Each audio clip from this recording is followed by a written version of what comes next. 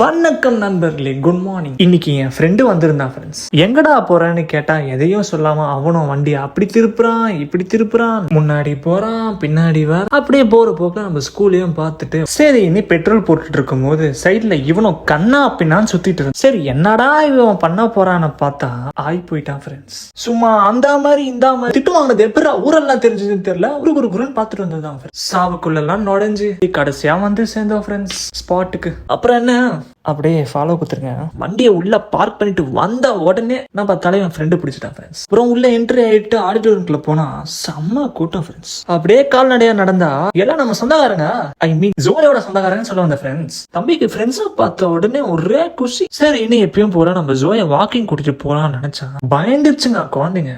அண்ணாசே கேட்கல ஃப்ரெண்ட்ஸ். அப்புறம் என்ன வெளியே வந்து ஏதோ யோசிச்சுட்டு இருந்தேன். வெளியே டிராபிக்கும் இருக்கு, ஹெல்மெட்டும் டைட்டா இருக்கு, ஆனா மைண்டு தான் ரொம்ப லைட்டா இருக்குன்னு சும்மா கண்ணா பின்னா யோசிச்சுட்டு இருந்தேன் ஃப்ரெண்ட்ஸ்.